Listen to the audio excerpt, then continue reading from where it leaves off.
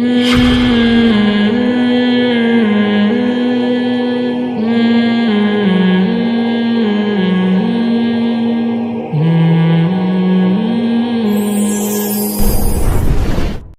دیکھو، مرد کے جسم پہ جو بال ہوتے ہیں نا، سینے پہ یا ٹانگ وغیرہ پہ بال، وہ بلا وجہ کاٹنا اچھا نہیں ہے. کوئی وجہ ایسے کاٹ رہے ہیں، زینت کے لیے کاٹ رہے ہیں، پھر تو بالکل بھی ٹھیک نہیں ہے. سمجھ رہے ہیں نا؟ دیکھنے میں لیڈیز پن نظر آئے تو یہ تو بالکل ٹھیک نہیں ہے. اور اگر اس لیے کاٹ رہے ہیں کہ بال بہت بڑے ہوئے ہیں، انہیں پسینہ جم جاتا ہے، تکلیف ہوتی ہے، تو ایک الگ بات ہے، پھر کاٹ سکتے ہیں. باڈی دکھانے کے لیے جائز ہے، مگر یہ کوئی اچھا کام نہیں ہے یار. جو باڈی بلڈر کرتے ہیں وہ پھر مقابلے ہوتے ہیں تو وہ جائز تو ہے، اپنی کٹس پٹس دکھا رہا ہے، جیتنے مقابلے ہوتے ہیں نا، اس سے موٹیویشن ملتی ہے لوگوں کو. تو لیکن یہ کہ وہ مزیدار کام نہیں ہے. سمجھتے ہو کہ نہیں سمجھتے؟ بس اچھی صحت بناؤ، گھومو پھرو، لوگ خود ہی دیکھ لیں گے ماشاء اللہ بڑا اچھا. باؤ نکال کے یہاں سے دکھا رہا ہے، پھر کبھی ادھر سے دکھا رہا ہے. مجھے تو یہ عجیب سا لگتا ہے کہ مزیدار کام نہیں لگتا یہ. اور دوسرا، باڈی جو میں خوبصورتی جو نیچرل ہے نا، باڈی کو اس نیچرل شیپ پہ لے کر آؤ. جم میں اتنی ایکسرسائز کرو کہ آپ کی باڈی نیچرل شیپ پہ خوبصورت ہو جائے. پیٹ تھوڑا اندر ہو جائے، کمر تھوڑی پتلی ہو جائے، سینہ تھوڑا سا چوڑا. یہ جو نکلے ہوئے ہوتے ہیں نا، ان کے عجیب عجیب سے اسپیڈ بریکر پوری باڈی میں، شاید آپ کو اچھے لگتے ہوں، مجھے یہ باڈی بالکل بھی پسند نہیں ہے. ہمارے نبی سے زیادہ جمال اللہ نے کسی کو نہیں دیا، تو آپ کی باڈی تو اس طرح نہیں تھی. تو پتہ نہیں کیا کیا نکالا ہوا ہوتا ہے، یہاں سے بھی نکلا ہوا ہے، یہاں سے بھی نکلا ہوا ہے، عجیب سا. مجھے نہیں اچھی لگتی باڈی بس یہ ہونی چاہیے، آپ مرد کا سینہ کشادہ ہونا چاہیے، پیٹ باہر نہیں نکلا ہوا ہونا چاہیے، کمر اتنی پتلی کہ سی آئی ڈی والے تلاش کریں تو ان کو نظر نہ آئے. اس سے بھی پتلی ہو سکتی، اتنی ہو کہ ناڑا بن سکے، اس پہ بیلٹ باندھ سکیں. جتنی پتلی ہو جائے، یہ خوبصورتی ہے نا. کمر موٹی چوڑی اچھی نہیں ہوتی. اور گوشت لٹکا ہوا نہ ہو، ادھر سے نکل رہا ہے ادھر سے لٹکا ہوا ہے، فیٹ نہ ہو، تو بس بہت اچھی صحت ہے. اور کیا چاہیے آپ؟ جو فوجی لوگ ہیں نا، فوجی جو آرمی کے یا نیوی کے، خاص طور پہ ان کے آفیسرز، ان کی باڈی معیاری ہوتی ہے، سینہ پیٹ ایک ہی لائن میں ہوتا ہے. اور ان کی ایکسرسائز بھی اسی حساب سے کروائی جاتی ہیں کہ آپ کا اسٹیمنا بڑھے، میٹابولزم بڑھے آپ کا. کیونکہ یہ جو باڈی بلڈروں کی باڈی ہے نا، یہاں سے ہی نکال لیے، یہ بھاگ نہیں سکتے بیچارے. تو کیا فائدہ؟ کراچی میں اتنے کتے آپ کے پیچھے، ایک بھی لگ گیا تو آپ بھاگ تو سکتے نہیں. میں تھائی لینڈ میں تھا، تو تھائی لینڈ میں وہاں کے آپ کو پتہ ہے جم بھی بڑے معیاری ہوتے ہیں. ہمارے جم جیسے نہیں ہوتے، جو بھی جائے جو بارہ ڈنڈ پھیلنا شروع کر دیا، ایسا نہیں ہوتا. وہاں جو معیاری جم خانے ہیں نا، ان میں یہ ہوتا ہے کہ جب آپ جاتے ہیں تو سب سے پہلے آپ کا بی پی چیک ہوتا ہے، شوگر چیک ہوتا ہے. ایسا نہ ہو شوگر لیول لو ہو، پتہ نہیں ہوتا، آپ نے 2-3 ڈنڈ پہلے اور وہیں نہ للہ ہو گیا، آپ کا بے ہوش ہو گیا. یہ ہو سکتا ہے. آپ کا بی پی ہائی ہے، وہ دماغ کی رکھ پڑ گئی. تو وہاں جاتے ہی ٹیسٹ ہوتے ہیں. جب بھی آپ جاؤ گے 2-3 ٹیسٹ ہوں گے آپ کے. اچھا، ایک مشین ہے، اس میں دیکھتے ہیں فیٹ کتنا ہے اور میس جو ہے جسم پہ، گوشت کتنا ہے آپ کا، ماس کتنا ہے. تو یہ سب چیزیں پھر وہ ٹرینر گائیڈ کر رہے ہوتے ہیں کہ بھئی یہ آپ نے یہ والی ایکسرسائز کرنی ہے، فیٹ کم ہو جائے اور گوشت آپ کے جسم میں مسل بن جائیں. تو یہ ہوتا ہے کہ بس ظاہر ہے ایک معیار ہے نا، ہر آدمی کی باڈی میں اتنے فیصد فیٹ ہونا چاہیے اور اتنے فیصد اس کے مسلز ہونے چاہیے. تو اس حساب سے وہ ٹھیک ٹھاک ہو جاتی ہے. جو بھی ٹرینر، تو ایک ٹرینر تھے، میں نے بھی ویسے ہی شوق کیا، میں نے کہا دیکھتے ہیں چیک کرتے ہیں. تو تعلقات تھے، وہ بیان سننے آتے تھے. بڑے ماشاءاللہ انڈیا کے بڑے بلڈر تھے. وہ انڈیا کے ہیں دونوں، تھے کیا ہیں، اللہ ان کی زندگی اور برکت دے. تو بڑے ماشاءاللہ وہ لہیم شہیم نا. تو میں نے کہا یار ویسے ہی میں بھی دیکھتا ہوں یہاں کے جم کیسے ہوتے ہیں اور ایکسرسائز کیسے ہوتی ہے، کیا ہوتا ہے. تو میں چلا گیا اندر. تو انہوں نے مجھے بتایا کہ یہ والا ڈنڈ پھیلنے سے یہ والا فائدہ ہوتا ہے، یہ والے وزن اٹھانے سے یہ ہوتا ہے. اور اچھا، اب ان کا ہدف یہ تھا جو میں نے ان کو بتایا تھا، بھائی جو بھی فیٹ ہے، میں نے کہا اور کم ہو جائے، باڈی میں فیٹ کیا ہو جائے، کم ہو جائے. تو انہوں نے مجھے خوراکیں بتائیں. خوراک بتائی، میں نے کہا دیسی گھی. انہوں نے کہا ہفتے میں 1 چمچ. میں نے کہا اس تکلف کی کیا ضرورت ہے. سنتے بھی ہیں، بیان سن رہے ہوں گے، بڑے نیک لڑکے ہیں، انڈیا کے ہیں. تو انہوں نے کہا اگر آئل بالکل نہیں کھانا، آئل یہ میں فائدے کے لیے بتا رہا ہوں, اپنے میں کارگزاریاں نہیں سناتا بلا وجہ جن کا میری ذات سے تعلق ہے.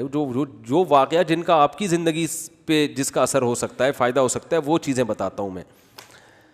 انہوں نے کہا آئل بالکل نہیں, بوائل چیزیں کھانی ہیں, بوائل, ابلا ہوا انڈا اور ابلی ہوئی چکن اور یہ سب چیزیں, اس سے فیٹ کم ہو جائے گا, مسل بنیں گے آپ کے, اور پھر آئیں صبح شام یہ ڈنڈ پہ لیں, یہ اتنی ورزش, یہ وغیرہ وغیرہ. تو میں نے کہا یار کچھ دیسی گھی تو کھا سکتے ہیں. انہوں نے کہا ہفتے میں 1 دن. اور ان کے والد بھی بڑے ڈاکٹر ہیں, یعنی بھینکو نہیں تھے وہ, واقعی اپنے حساب سے صحیح کہہ رہے تھے وہ. ہفتے میں صرف 1 چمچ دیسی گھی. میں نے کہا بھائی ہم صبح اپنے ہوٹل کے پراٹھے پھوڑتے ہیں یار, دنیا چھوڑ دیں گے وہ پراٹھے نہیں, مزہ آتا ہے خدا کی قسم. کیا فائدہ ہفتے میں 1 چمچ دیسی گھی, آدمی کیا چھوڑو یار اس کا کیا کرنا ہے. تو اتنے مسل کی ہمیں فکر نہیں ہے کہ اس دنیا کی ساری لذتوں سے ہی کیا ہو جائیں. ہاں ٹھیک ہے پراٹھے تو زیادہ ہو گیا, نہیں کھانے چاہیے, وہ تو میں بھی منع کرتا ہوں, عادت پڑی ہوئی ہے, لیکن پھر ہم جو ہے وہ تھوڑا بہت غلط بھی چل رہا ہوتا ہے, اتنا کوئی برا نہیں ہے.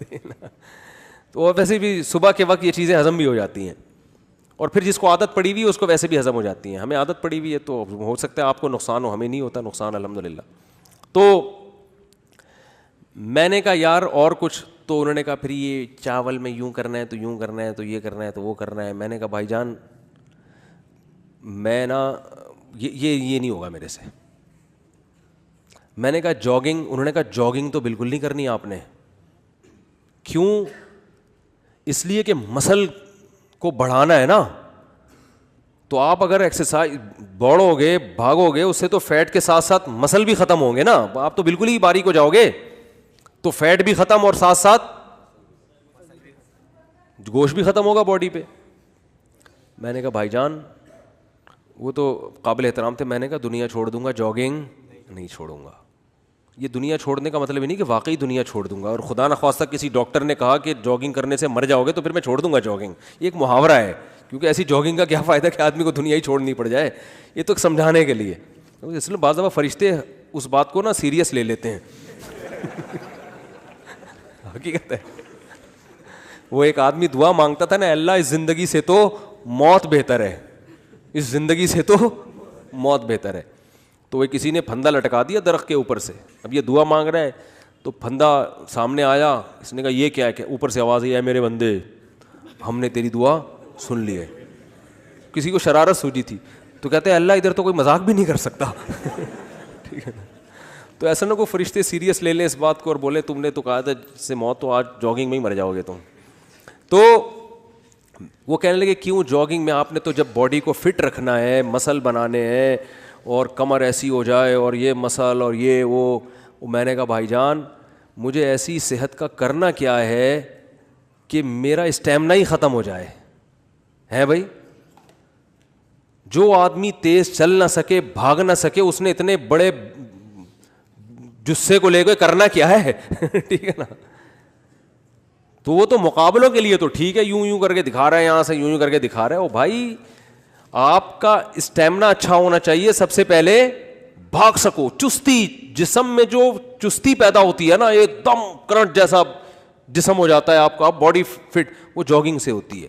سانس پھلاؤ, بھاگو, دوڑو, اچھلو, کودو, کلابازیاں کھاؤ, دل کو جو ہے نا بار بار دھڑکاؤ زور زور سے, سانس پھلاؤ, اس سے دل مضبوط ہو جاتا ہے.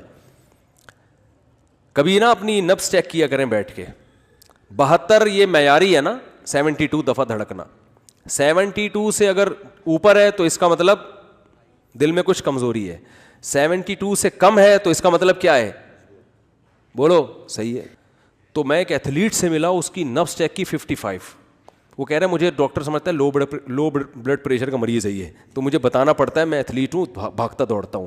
ہوتا یہ ہے کہ جب آپ بھاگتے ہیں, دوڑتے ہیں, رننگ کرتے ہیں, دل کو بار بار دھڑکاتے ہیں اور اچھلتے ہیں, کودتے ہیں, چھلانگیں مارتے ہیں, تو اس سے فائدہ یہ ہوتا ہے کہ آپ کا دل ہو جاتا ہے مضبوط.